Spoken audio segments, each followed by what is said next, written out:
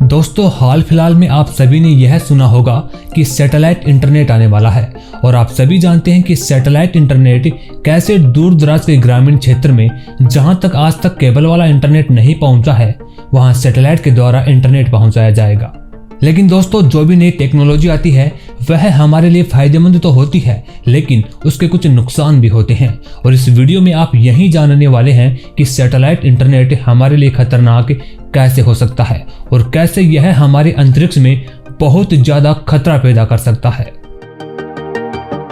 दुनिया की कई दिग्गज कंपनियां सैटेलाइट इंटरनेट को लेकर काफी तैयारी कर चुकी हैं, जिनमें सबसे पहले नाम आता है स्पेस एक्स के स्टारलिंक का, जो कि एलन मस्क की कंपनी है और हो सकता है कि इसी साल में आने वाले कुछ दिनों में एलन मस्क का सैटेलाइट इंटरनेट भारत में आ सकता है। इसके अलावा जेफ बेजोस की अमेजन और भारत की एयरटेल कंपनी भी सैटेलाइट इंटरनेट के लिए तैयारियां कर रही है। अब दोस्तों, आप कहेंगे कि सैटेलाइट इंटरनेट तकनीक तो काफी अच्छी है, फिर ये हमारे अंतरिक्ष के लिए या फिर हमारी धरती के लिए खतरा क्यों हो सकता है? इसको जानने से पहले हमें यह जानना होगा कि सैटेलाइट इंटरनेट काम कैसे करता है और कैसे बिना तारों के ये धरती पर इंटरनेट पहुंचा देता है। दोस्तों, सैटेलाइट दो तरह के होते हैं, एक होते हैं नेचुरल सैटेलाइट और एक होते हैं आर्टिफिशियल सैटेलाइट। नेचुरल वह होते हैं जैसे कि चंद्रमा, वह एक नेचुरल हमारी पृथ्वी का सैटेलाइट है, और आर्टिफिशियल वह होते हैं जो हम इंसान बनाते हैं और फिर उन्हें पृथ्वी की कक्षा में फिट करते हैं। और अब जो इंटरनेट देने की तकनीक पर तैयारी चल रही है वह हमारे इन आर्टिफिशियल सैटेलाइट के जरिए देने की है। पृथ्वी की निचली कक्षा में बहुत ज्यादा सैटेलाइट भेजे जाएंगे और फिर उनके जरिए पृथ्वी पर हमें इंटरनेट मिलेगा। इसके लिए हमें घर पर एक छोटी सी डिश लगानी होगी, बिल्कुल एक वैसी ही डिश जो अभी हम टीवी के लिए लगाते हैं, और यह डिश सैटेलाइट से डाटा को रिसीव करेगी और यहाँ से भेजेगी। इसके लिए लोअर ऑर्बिट सैटेलाइट का इस्तेमाल किया जाता है। लोअर ऑर्बिट सैटेलाइट की वजह से लेटेंसी दर काफी कम हो जाती है। लेटेंसी दर का मतलब उस समय से होता है जो डाटा को एक पॉइंट से दूसरे तक पहुंचाने में लगता है। लो लेटेंसी की वजह से ऑनलाइन बफरिंग, गेमिंग और वीडियो कॉलिंग की क्वालिटी बेहतर हो जाती है। दिलचस्प बात यह है कि स्टारलिंक का इंटरनेट काफी हद तक डिश टीवी सर्विस की तरह ही है। अब दोस्तों, आप यह तो जान ही चुके हैं कि यह इंटरनेट कैसे काम करता है, साथ ही यह भी जान चुके होंगे कि इसके लिए सबसे पहले धरती की निचली कक्षा में बहुत ज्यादा सैटेलाइट भेजे जाएंगे, तभी तो हमें अच्छी स्पीड मिल पाएगी। अब सबसे बड़ा खतरा इन सैटेलाइट की वजह से आने वाला है। दरअसल जब पृथ्वी की निचली कक्षा में इतनी ज्यादा सैटेलाइट भेजे जाएंगे तो उनके टकराने का खतरा भी बहुत ही ज्यादा होगा और अंतरिक्ष में बहुत ही ज्यादा मलबा फैलने की आशंका है। और अगर यह टकरा गए तो फिर इनका मलबा भी वहां अंतरिक्ष में फैलेगा और अंतरिक्ष में बहुत ज्यादा कूड़ा कचरा इकट्ठा हो जाएगा। दोस्तों, इस साल अंतरिक्ष में 2 बार ऐसी स्थिति बनी थी जब स्टारलिंक के सैटेलाइट चीन के स्पेस स्टेशन से टकराते टकराते बचे थे। चीन की स्पेस स्टेशन तियानगोंग ने एक रिपोर्ट में बताया है कि एलन मस्क के सैटेलाइट एक बार जुलाई में और दूसरी बार अक्टूबर के महीने में चीनी स्पेस स्टेशन से टकराने वाले थे। इस टक्कर से बचने के लिए चीन के स्पेस स्टेशन को दोनों बार बचाव के लिए खास उपाय करने पड़ गए थे। इसके अलावा कुछ एस्ट्रोनॉमर्स का भी आरोप है कि स्टारलिंक के सैटेलाइट रात के आसमान में काफी चमकते हैं, जिससे उन्हें सितारों की स्टडी करने में दिक्कतें आती हैं।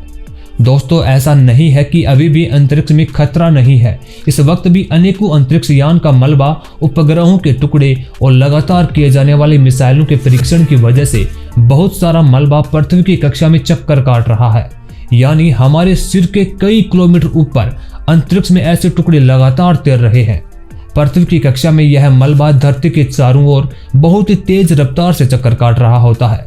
खासकर निचली कक्षा में 25,265 किलोमीटर प्रति घंटा की रफ्तार से चक्कर काट रहे ये टुकड़े अन्य उपग्रहों से टकराकर भारी नुकसान कर सकते हैं। अमेरिकी सरकार अंतरिक्ष में तैर रहे टुकड़ों पर नजर तो रखती है। नासा के मुताबिक सॉफ्टबॉल के आकार से बड़ी करीब 23,000 टुकड़े धरती का चक्कर काट रहे हैं। 1 सेंटीमीटर से बड़े लगभग 5 लाख टुकड़े हैं, जबकि 10 करोड़ टुकड़े ऐसे हैं जिनका आकार 1 मिलीमीटर या उससे बड़ा है। यूरोपीय स्पेस एजेंसी ESA का अंदाजा है कि पृथ्वी की कक्षा में मौजूद मलबे का वजन 9,600 टन से ज्यादा होगा और अगर यह मलबा इसी तरह बढ़ता रहा तो एक दिन अंतरिक्ष काम करने लायक जगह नहीं रह जाएगी। विशेषज्ञ मानते हैं कि इस मलबे का सबसे ज्यादा असर उन उपग्रहों पर होगा जो 1000 किलोमीटर की ऊंचाई पर चक्कर काट रहे हैं। इस ऊंचाई पर संचार उपग्रह स्थापित किए जाते हैं। ESA के स्पेस सेफ्टी प्रोग्राम ऑफिस के प्रमुख होल्गर क्रोक कहते हैं, अगर आप इसी क्षेत्र में लंबे समय तक रहना चाहते हैं और चक्कर काटना चाहते हैं तो यह कुछ दशक बाद संभव नहीं हो पाएगा। वहीं साउथ टेम्पन यूनिवर्सिटी के एस्ट्रोनॉटिक्स रिसर्च ग्रुप के अध्यक्ष प्रोफेसर हयू लुइस कहते हैं कि कक्षा में स्थापित किया गया हर उपग्रह अंतरिक्षीय मलबा बन सकता है, यानी जिस तादाद में नए उपग्रह अंतरिक्ष में भेजे जा रहे हैं उससे ये तो तय है कि मलबा और बढ़ेगा। और एलन मस्क की कंपनी स्टारलिंक और वनवेब सैटेलाइट जैसी कंपनियां बड़ी संख्या में उपग्रह स्थापित कर रही हैं। फिलहाल अब तक इंटरनेट के लिए जिन सैटेलाइट्स का इस्तेमाल किया जाता है वो पृथ्वी की सतह से लगभग 36,000 किलोमीटर ऊपर होती है, जिससे कि स्पीड कम पड़ जाती है। स्टारलिंक अपनी सैटेलाइट की ऊंचाई कम रखेगा और ये सैटेलाइट से पृथ्वी की सतह से लगभग 550 किलोमीटर ऊपर रहेंगे।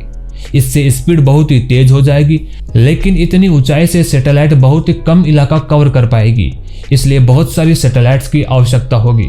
स्टारलिंक के लिए स्पेसएक्स को पहले ही 12,000 सैटेलाइट्स के लिए अनुमति मिल गई थी और वो कुल 42,000 सैटेलाइट्स लॉन्च करना चाहते हैं। यह सभी सैटेलाइट से 350 किलोमीटर से 1200 किलोमीटर की ऊंचाई पर होंगी। अब तक अंतरिक्ष में लगभग 5,000 सैटेलाइट्स हैं। ऐसे में स्पेसएक्स सिर्फ इंटरनेट के लिए 42,000 सैटेलाइट रखना चाहती है। और स्पेसएक्स अकेली नहीं है, अमेजन और वनवेब जैसी कंपनियों के पास भी स्पेस इंटरनेट की बिजनेस प्लान है जो आने वाले कई सालों में हमें देखने के लिए मिल सकते हैं। और जब ये कंपनियां भी अपने सैटेलाइट्स को भेजेंगी तो कितने सारे सैटेलाइट्स इकट्ठे हो जाएंगे। और सबसे बड़ी बात तो ये है कि सैटेलाइट्स हमेशा काम नहीं करेंगी, इनकी भी एक्सपायरी डेट होती है। तो सबसे बड़ा डर इसी बात का है कि इतनी सारी सैटेलाइट अंतरिक्ष में मलबा भी पैदा करेंगी और इनके आपस में टकराने का खतरा भी है। खैर दोस्तों, इस बारे में आपकी क्या राय है ये हमें कमेंट बॉक्स में लिख करके जरूर बताएं।